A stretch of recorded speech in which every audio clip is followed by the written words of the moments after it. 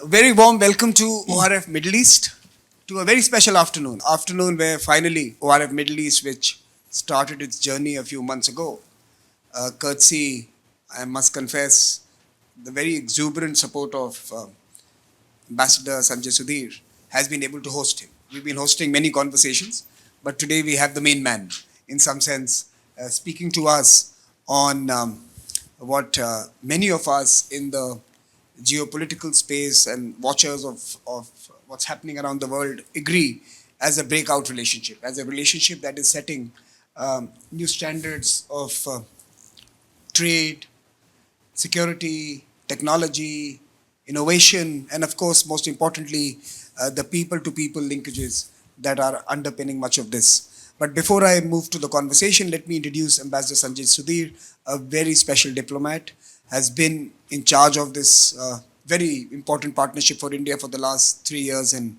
6 months, 3.5 years, a little more than 3.5 years. Before that, he was in Maldives. He has in fact done stints in Damascus and Cairo, so he understands the region.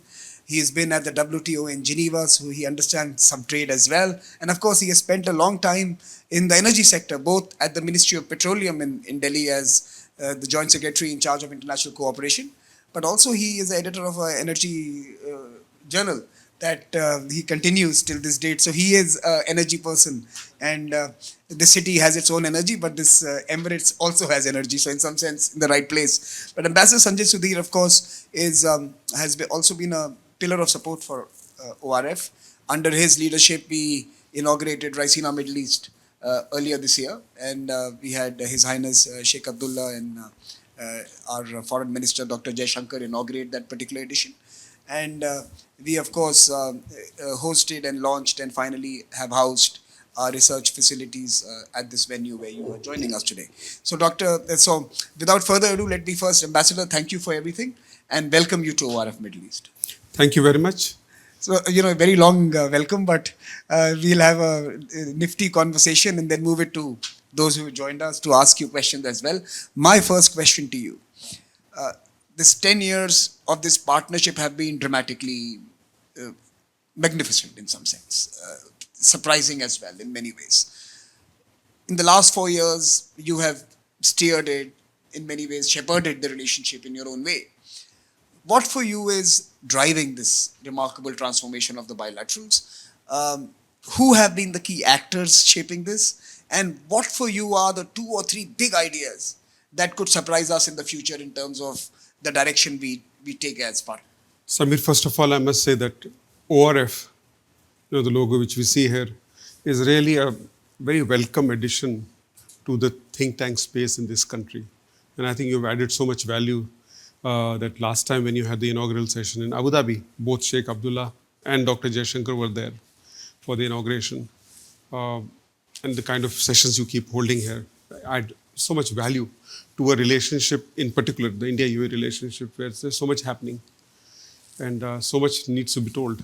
So as far as your question is concerned, Samir, I'll take the liberty to quote from the last Raisina dialogue in Delhi in March this year, when Dr. Jaishankar, our foreign minister, was asked the question that which of the relationship does he think has transformed the most in the last 10 years?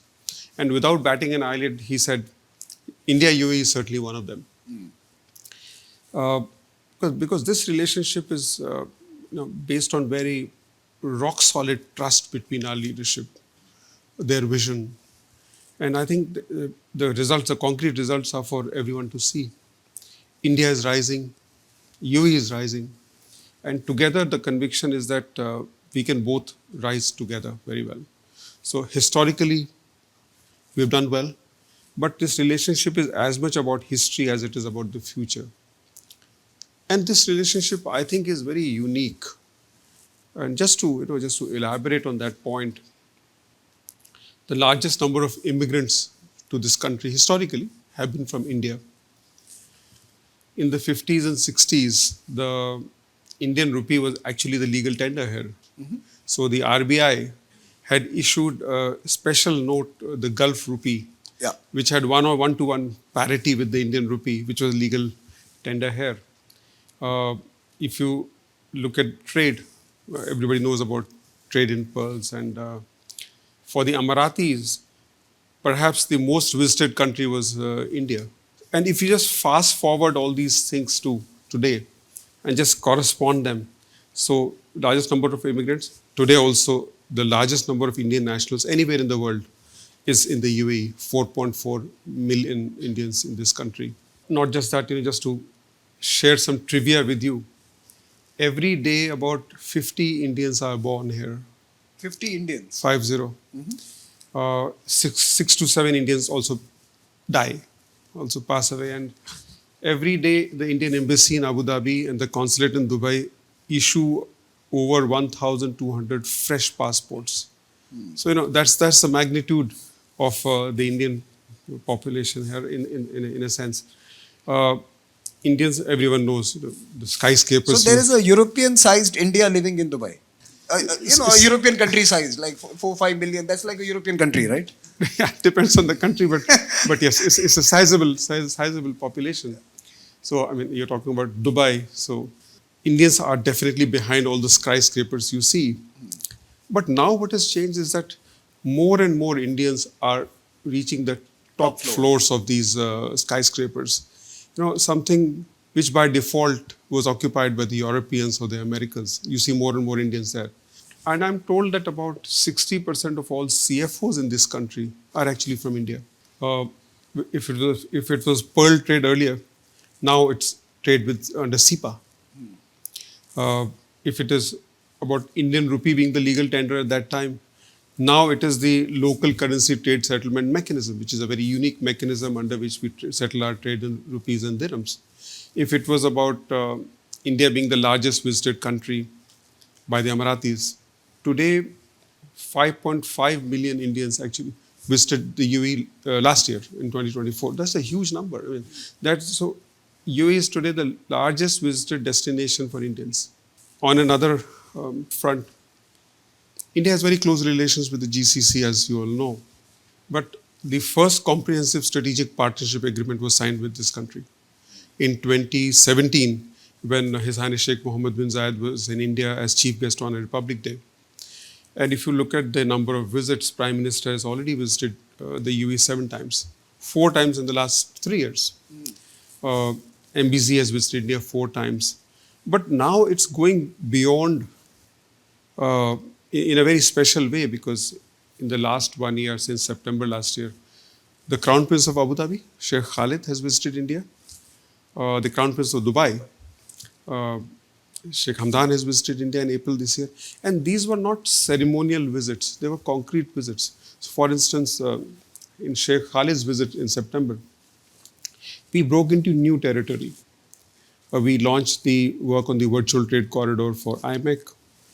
We ventured into critical minerals, nuclear space. When Sheikh Hamdan visited India, defense engagement took off. The announcement on setting up IIM Ahmedabad campus in Dubai, that happened. So much happened in these visits.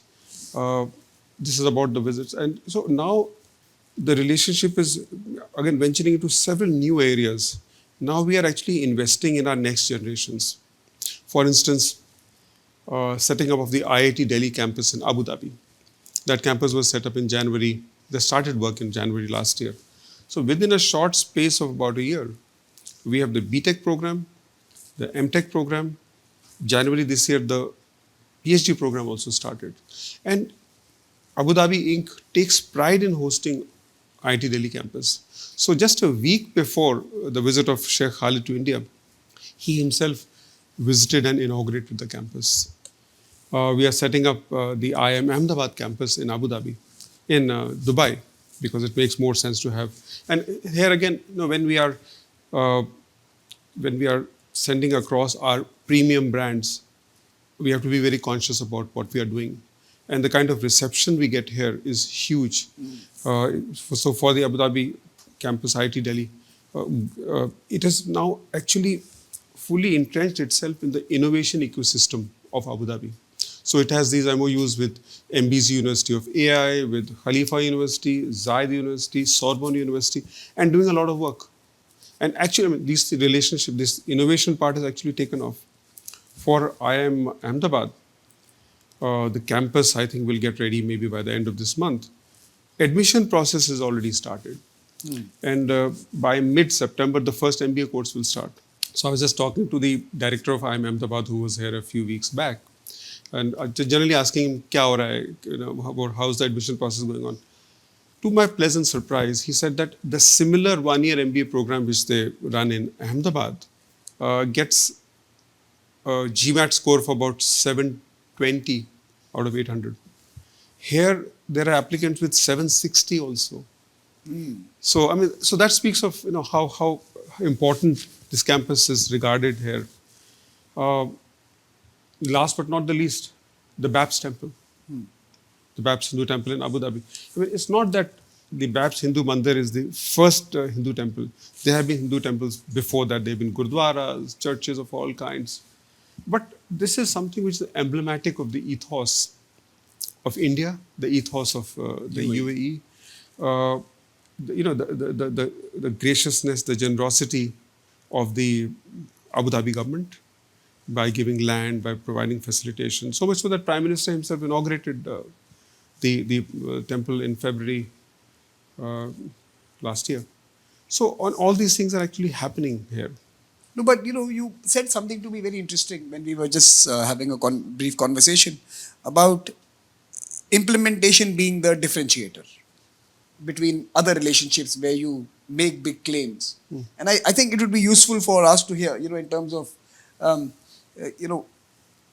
how is it that both of us in many ways, and I'm going to ask you this very specific question, why is it that both of us have been breaking our head negotiating with the EU for an FTA in our own ways for multiple years, but when both of us meet bilaterally, we agree to a CEPA in 88 days. Right? 88 days, yeah. 88 days. How does this happen? Or why does this happen? Simple. Answer is very simple. If the leadership is convinced कि करना है, they have to do it. It has to be done. So there is no ideological baggage here. And it's a very pragmatic approach. It's a very win-win kind of an approach. So when we did the CEPA, for instance, UAE actually broke ranks with the GCC, Customs Union, to sign a bilateral CEPA. And I think that was a very bold step. But then after our CEPA, they have signed 25 more CEPAs. Right? So there's no ideological baggage. There is clear conviction in the leadership. There's clear direction to us, as bureaucrats, as the governments. So in February 2022, the day the CEPA was signed, in the presence of both the leaders, actually it was Omicron time, so it was signed virtually. Correct. Right. The day the CEPA was signed, another big thing happened, which was the launch of a vision statement.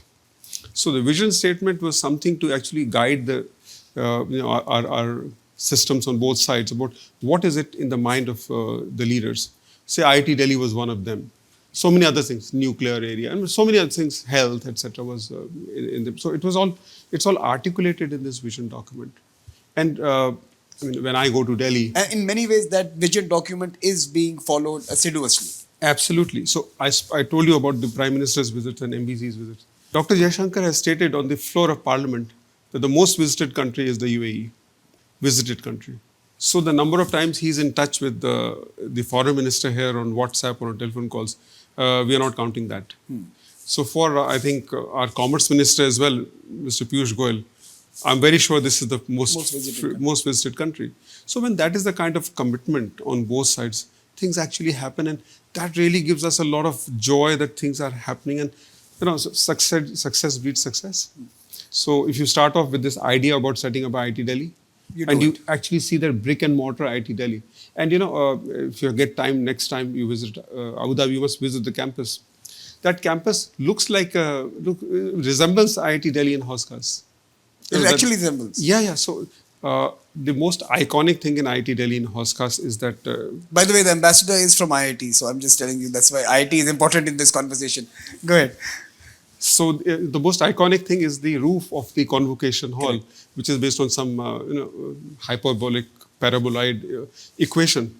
A similar roof has been created here just to create that thing that vibe, same vibe. Yes, that's IIT Delhi. So, Ambassador, here you have just explained to us that opportunity and how both sides have grabbed it and are now building on it. This is the moment of geopolitical churn in the region. In many ways, the region is going through its next round of shake-ups and reconciliations and perhaps a new beginning in the days ahead. How can the two of us and our journey together, the economic story we have carved together, how can that reorient this region towards the geoeconomic opportunities that await us rather than lingering and mulling over the political differences? Is there a story here to be told to others as well? And are we doing that? Well, I think there is definitely a story to be told because what we are doing is that we are staying focused. What you said about the churn is very true. It's in the headlines every day. It's in discussion rooms and all the time. But we are just staying focused at the opportunities. So it's the CEPA which I was talking about. Last year, last financial year, we actually crossed that magical 100 billion mark. Uh, Today, there are only 3 countries with which we are doing 100 plus. UAE is one of them. Last year, our trade actually increased 19% year on year, and in the last year, it has increased. Last 3 years, about 16%, which is phenomenal, Huge. which is huge. On another side, investment side, we signed the bilateral investment treaty last year. Investments have been going well, no doubt. But to further give it impetus, we signed BIT last year. But our accumulated investments from the UAE to India are about $23 billion. Last year was a record. It was about $4.5 billion. And when I say $4.5 billion, it's the direct investment coming from UAE to India. We are not counting the investment coming via UAE. platforms, the UAE platforms based in the US and other parts of the world. So that's a huge thing. I mentioned about the local currency trade settlement mechanism. The point there is that do we really need to use third country currencies when our bilateral trade is so huge? We also need to assert the importance of our own currencies. And we started this mechanism about 1.5 years back. And now we're trying to refine this mechanism to make it more user friendly, to make it more beneficial. It also helps the traders in saving a lot of money, which was otherwise going to different parts of the world. 10% of all our trade is now in local currencies. Yes, we are reaching about 10%. About now. 10%. Yes, which is a huge number. And side by side, if you look at another very new dimension, is the fintech space. Mm-hmm. So when you know that our RuPay card stack, which is a very robust stack, time-tested stack over the last 12 years. When the UAE also wanted to develop its own debit and credit card stack, and we were in discussions, we generally said that, why do you need to reinvent the wheel? We have this tried and tested thing. Why don't you just have a look at it? And they were so impressed by that stack that they didn't take much time to say yes. So their J1 card is actually based entirely on the RuPay card stack. Mm. But then again, that's not the end of it. We are also working on connecting our messaging systems. Mm. Because for partners, trade partners doing such huge trade, our banks have to be linked. And as we speak, the trials are... So this is the alternate to the SWIFT and other systems which are currently connecting the financial messaging networks. No, absolutely. So these are systems connecting our central banks and our other banks, commercial banks, whereby they'll be able to transfer money by their own messaging systems. We are also, connecting our CBDCs. We are working on that. The digital currencies. Yeah. UPI has been a very transformational thing in India. Today, as we speak, about 50 to 60% of the POS machines will be able to use UPI. But we are trying to make it universal in the UAE so that when these 5.5 million tourists come here or somebody working here wants to remit money back home seamlessly and very cheaply, we should be able to do that. So we are working on connecting our instant payment platform with ANI. And I think if all goes well, by November or December this year, we should be able to do that. Now, a full saturation of UPI. Across all POS. Absolutely. So that means then you don't need to see the POS whether it accepts UPI or not. It should be able to, because once they develop their own instant payment platform, ANI, which is say valid universally in the UAE, for us to connect does not take time. Correct. So these things are happening. As I'm going to now move to 2 areas that you mentioned in your opening remarks. One is defense, and I really want to understand what is happening in the defense sector partnership, not only just the dialogue and the exchange of information and views, but also on what we are doing in the hardware sector, what are we doing in terms of forces and alignment of operational capabilities. And the second is, again, something you mentioned at the beginning of your talk, nuclear energy. And, both of them important. Let me first start with defense. Defense certainly is an area of top priority. And with the visit of Sheikh Hamdan in April and his meeting with our Raksha Mantri, it's really taken off. What we have done is that the institutional mechanism which we have, we call it the Joint Defense Committee, that has been elevated now to the secretary level, which is the highest level in our government. And of course, his counterpart on the UAE side. Next meeting is scheduled for the end of this month. We have also have a lot of these joint exercises. In Army, we have Desert Cyclone. In Navy, we have Gulf Waves. In Air Force, we have Desert Flag. So in the last Desert Flag exercise, just 2-3 months back, we participated with about 8 fighters, and with other countries like UK, France, Germany, Korea, and our contingent was actually the biggest. We have been participating in Dubai Air Show. Last year we had a huge contingent of Tejas and Sarang. We've been participating in IDEX, NAVDEX. They've been participating in our DEF Expo and other things. So that all is gradually scaling up. But your specific point about hardware, private sector of course has a big role to play in these things, and the way private sector is growing in defense in India is very impressive. So what we have done is that we have also started this Defense Business Partnership Forum. Last year we had the first such event where about 25 Indian big companies, right from some public sector companies to our big companies like Tata's and Bharat Forge and all, and the startups, the whole spectrum. And that visit was very successful. They had good meetings with entities like Edge and Tawazun on the UAE side. It was so successful that when we have the Joint Defense Council meeting in Delhi, alongside that we'll have the second edition, a follow-up edition. And as we speak, a lot of hardware is actually getting integrated. So some high-tech hardware being developed here, for example, by Al Tariq, is getting integrated with Tejas.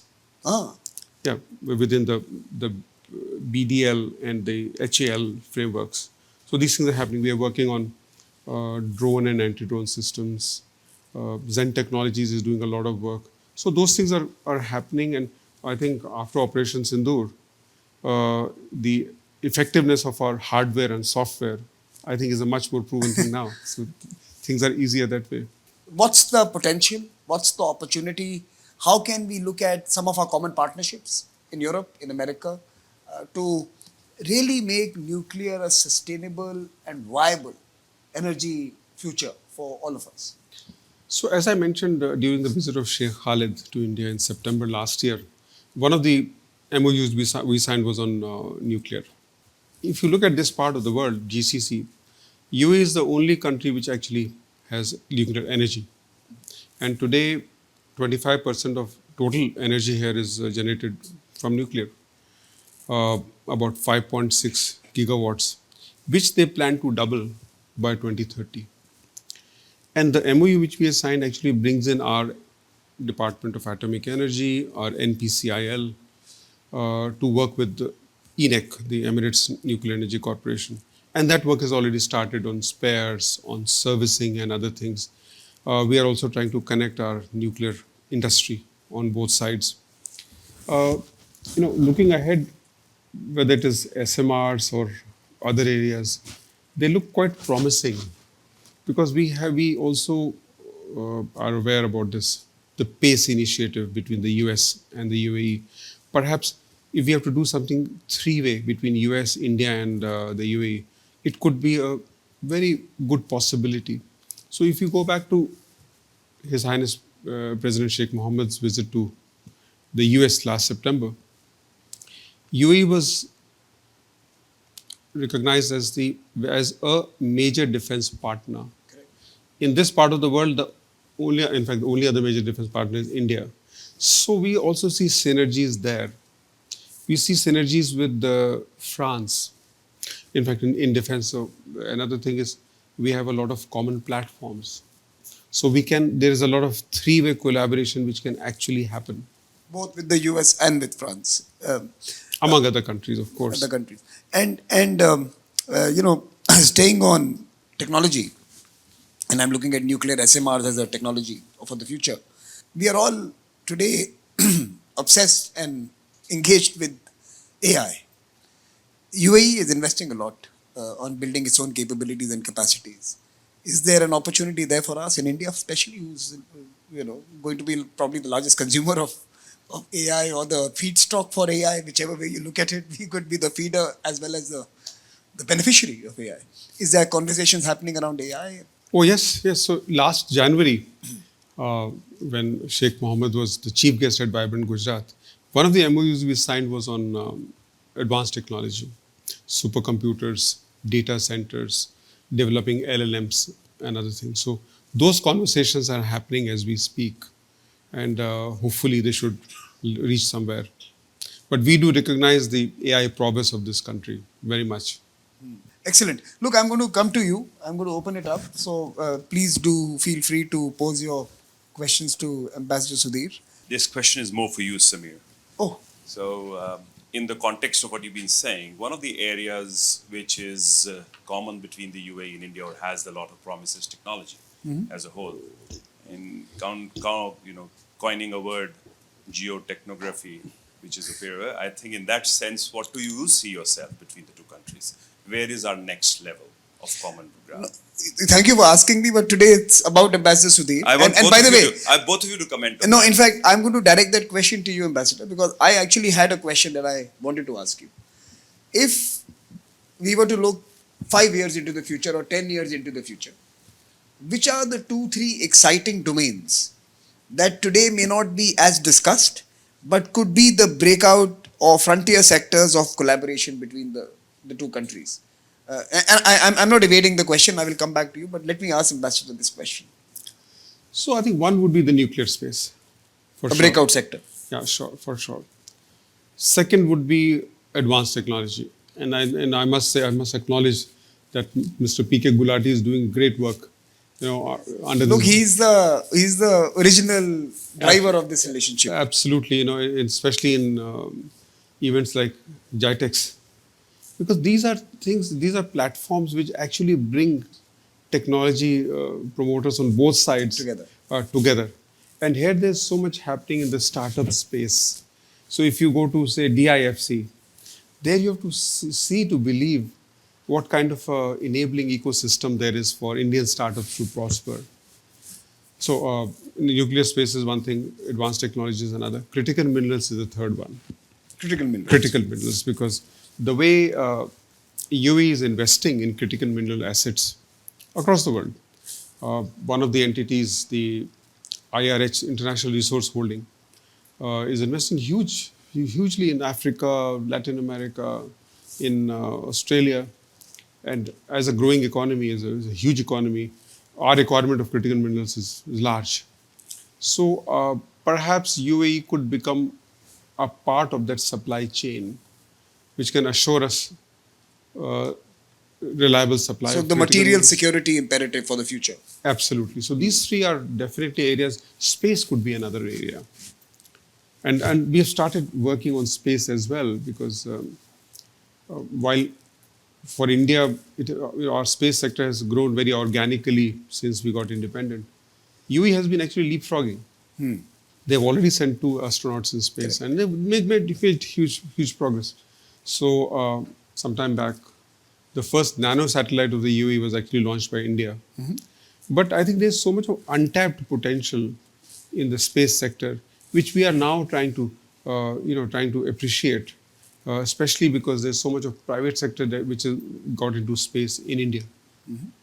So we are now working with InSpace, for instance, and see how they can work with the UAE space agencies. But Polar is another area. Yeah, by the way, I was surprised in the Arctic Circle dialogue we hosted. Actually, they announced their Polar initiative in which one of the key features was a partnership with India. Absolutely. So we have our historical strengths in the polar space, but UAE also has so much interest in that we not only signed an MOU just a few months back, but I mean that's the beauty of the relationship. The thing doesn't end with signing MOUs; it just moves ahead. So on the polar space, in the next Antarctica expedition, there will be 2 scientists from the UAE. So we see, these are new areas, but then these are happening areas. Excellent. Hello. Thank you for this. Why is nuclear so important? Is it because of the rise of AI and the energy required, or is there some more scientific collaboration going on? And how will the UAE help partner India, or India help partner in the energy exchange? Well, nuclear is important because we all want clean energy. We want clean energy, cheap energy, sustainable energy. So that's a great source, not only for India, also for the UAE. And actually, if you look at IMEC, another very ambitious project, and IMEC is not just about sending containers. It's also about sending across clean energy, sending across data. So while on the one hand, we are working on sending containers through a virtual trade corridor, we are also working on connecting our grids. In fact, we are very close to starting a feasibility study on a subsea cable through which we could transmit clean energy as well as data. So it is important in that sense. Okay, thank you. I think the second part of the question was on the R&D cooperation, right? And how are we partnering on the technology development process around the SMRs or the future? Are we really looking at all of those? So answer is yes. I think SMRs and modular reactors are necessarily an ingredient of what we are. So if you look at President Trump's visit to the UAE just a couple of months back, one of the major announcements was investment in Holtec plant in Michigan. And there are so many other initiatives within the US working on SMRs. We also need nuclear energy. And India, by virtue of its size and the energy requirement, could actually make all these things very viable. Thank you. Talking about the growing strategic partnership between the UAE and India and the fields of cooperation that you mentioned, how do you see the I2U2 initiative enhancing multilateral cooperation? Well, of course, it's a great initiative. Again, I'll talk about India and the UAE because what the churning which Samir mentioned in the beginning, that might pose challenges to maintaining the momentum with which I2U2 started. But on the India-UAE front, we spoke about food parks, setting up food parks. And again, as we speak, we are looking at setting up food parks by the UAE in Gujarat.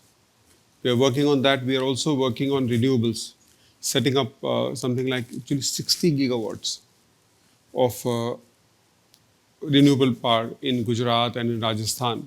So these 2 things we are working on very actively. So I think that's the interesting space, but I think we have to watch this space for more. Yeah. To answer your question, this is something that is evolving and obviously dynamic. But I think the logic of the partnership is very sound, and I think the opportunity to make value out of it is something that needs all actors to work in concert, and it's something that should not be left to chance. It has to be intentional act. I have 2 questions. The first one is, as private investors, when we invest in India and the revenues are high, can we take out the money in dollars or not? The clear answer is yes. Sure? Because I have so many people telling me yes, telling me no, so I that's got confused. That's not true. Yeah? It's absolutely not true. Okay, great. What about data centers, Your Excellency? Well, if you have the investment, the doors are open. We need data centers. Okay. So can you provide lands? So these are arrangements, these are commercial arrangements. So it's not that the government will provide you land to begin with. It's always good to enter into partnerships. PPP. Can we do something like that, maybe? You can arrange, you can enter into commercial partnerships with the Indian business persons Okay. and set up data centers. But definitely there's a lot of need for data centers. Someone else? I think we can take maybe another couple of questions. Okay, I'm going to come to 3 questions. We'll come to 3 questions here. Let's start with you.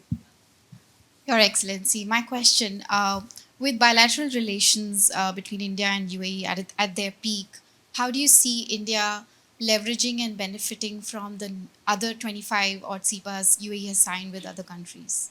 Do you think India can really benefit from them? Thank you. So there are 2 parts of the There are question. 2 parts. First part, I don't agree that our relationship with the peak. It's starting. It's yeah, absolutely. We don't know where the peak is. On the other part, definitely, this web of CEPAs which the UAE has signed could be a great advantage to India. If you look at the countries which they have signed, it's geographically dispersed from Colombia to Cambodia to Indonesia, Australia, New Zealand. If you look at the size of the economies, major economies like Indonesia, Turkey, Australia, and also important economies like Israel.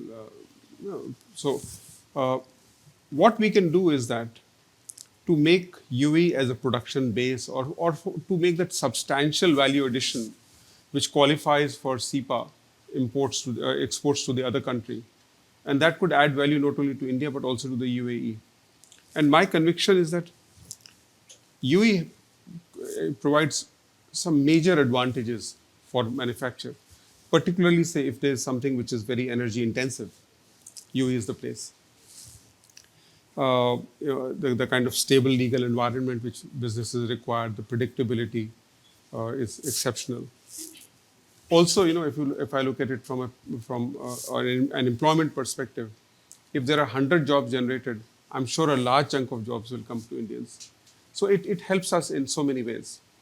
2 parts to my question as well. One, since we just said this is just the start of a relationship, what does good look like in 5 years from now when it comes to the UAE-India relationship? And the second, how do we replicate the success that India has had with UAE to build relationships with other countries? Are there 1, 2, 3 things that come to mind? Do you sometimes do your colleagues call up and ask you what are the 2-3 things we should do to get the same formula? I think that's the question.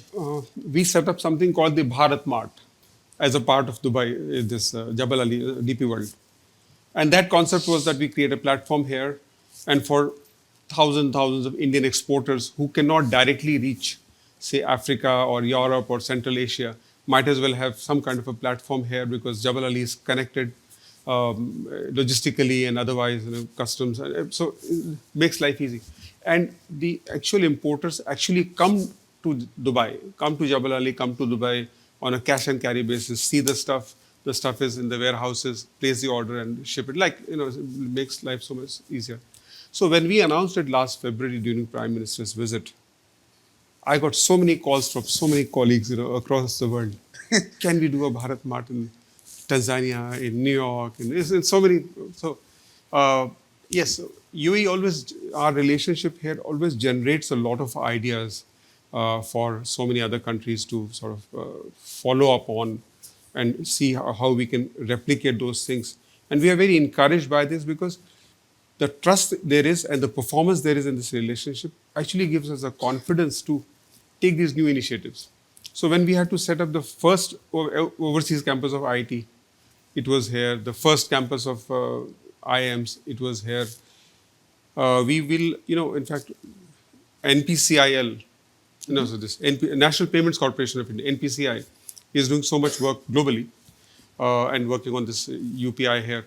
So when they are planning to set up their first overseas office, obviously Dubai is the first choice. So it's very easy to start things from here and then take it on from here. So yes, that way I think the UAE has been very good for us.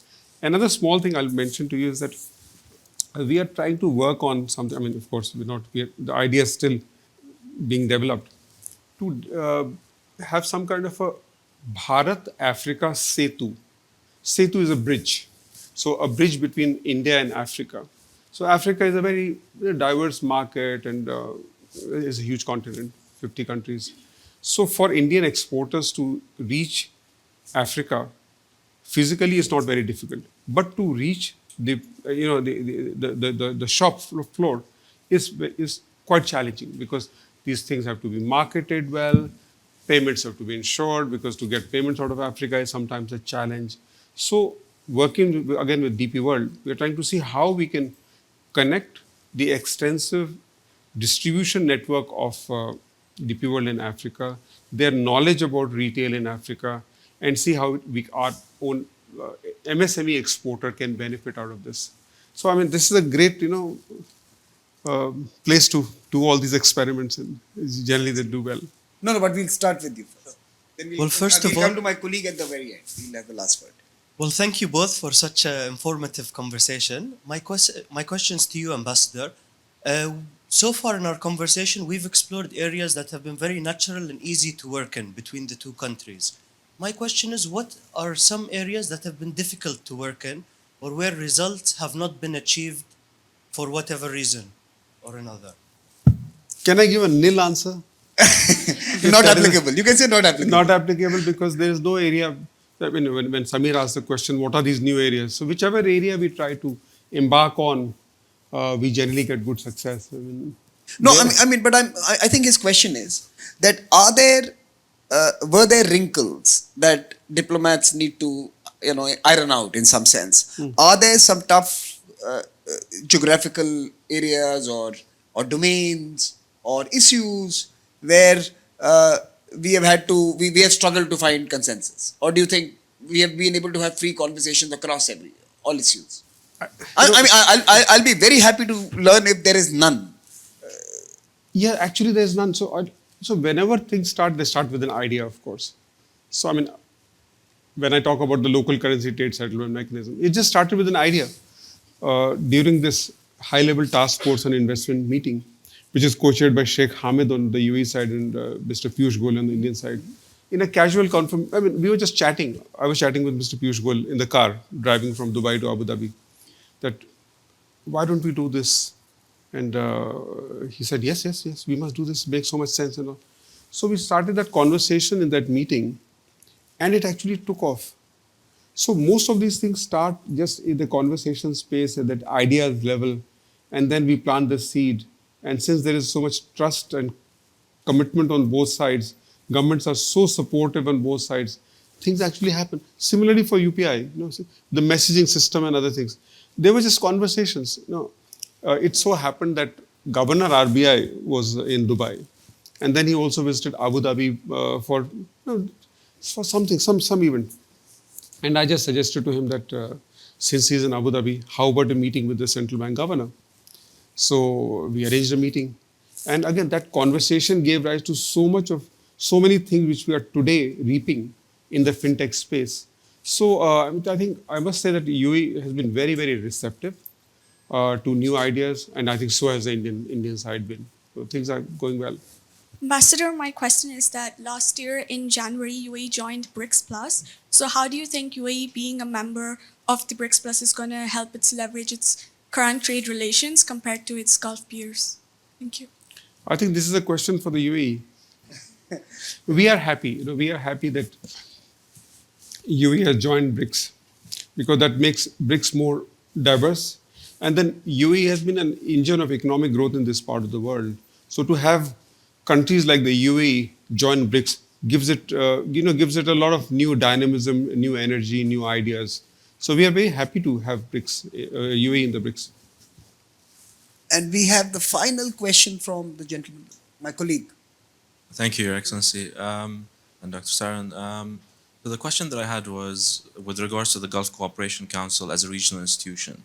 How instrumental has it been until now in terms of developing the India-UAE relationship? And do you foresee its weight being larger moving towards the future? So GCC involves all the 6 countries, so it might not be proper for me to comment on GCC. But what I can say is that we have had some, difficulty in negotiating with the GCC in terms of an FTA, for instance. We have been negotiating with GCC for a very long time, 10, 15 years. But then there comes a time when one has to take a call on doing things. So the trade, the figures which I shared with you, one of the key reasons for that accelerated growth in bilateral trade is the CEPA. If we had waited for India to sign an agreement, an FTA with GCC, we might not have been able to reap the benefits. But today we have been able to do that. But let me then extrapolate from here. Now that we have a working model between India and the UAE, to then extrapolate it across GCC is much easier. So as we speak, we are very close to signing an FTA with Oman. We have started discussions with a few other countries of the GCC. And if that goes well, the whole GCC gets covered. So my question is basically, or two questions again. It's connected to the questions that everyone here asked. Who controls Mauritius, Your Excellency? And then I'll ask you why I'm asking you this question. Who really controls Mauritius? Is it India? Is it China? Is it the UK? Who controls it?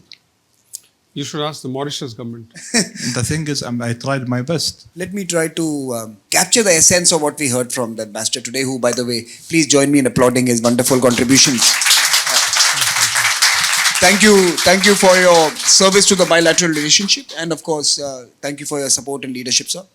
But I think what essentially the ambassador has conveyed to us today is that this is the relationship that is beginning to take off. It is exploring new frontiers, new sectors, new domains, new opportunities. There is a degree of coherence between the leadership on both sides that is in many ways rare in a world that is so differentiated.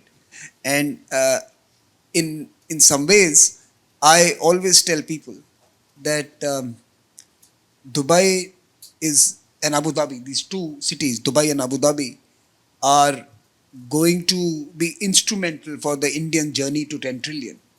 And on the other hand, in the next decade, as we take this journey from 4 trillion to 10 trillion, the single largest beneficiaries of India's transition, economic transition, is going to be these two cities and many others in the Emirates. So in many ways, we are joined at the hips. Our journeys are now coterminous in some ways. Every person I meet who has a story from the 60s or 70s or 80s in this part of the world has an India in it. Let me assure you, every Indian you will meet in the 2040s will have a Dubai and Abu Dhabi in it. So I think we will in many ways be infecting each other's stories across time, from the past to the future. And I think that's the destiny that our ambassador was reinforcing, serving, strengthening. And thank you very much for doing that. I want to, Ambassador, embarrass you slightly. I want to take this opportunity to present to you a shawl as a mark of respect for what you have done for the relationship, what you have done for ORF, and of course what you have done for India over your career. You are obviously going to be here till September, but you are very busy with all these projects and ideas, and I wanted to use this opportunity to thank you formally from ORF Middle East for making sure that we are here. In some ways, you were mentioning about ideas that become reality. ORF was also one of those, that it was a conversation we had a couple of years ago, that maybe it's time to build a research institution out of this center, because in many ways, Dubai happens to be India's most important city. I always say this. It is India's most important city for the future. And therefore, we have, as a research institution, obligation and a responsibility to be here. So let me present a shawl to you, Ambassador, as a thank you. No, but Samir, I'm surely embarrassed. No, I just happen to be at the front end, at the visible end. But I'm not alone. It's the whole India. Thank you so much. Thanks. Thank you very much. Thank you so much.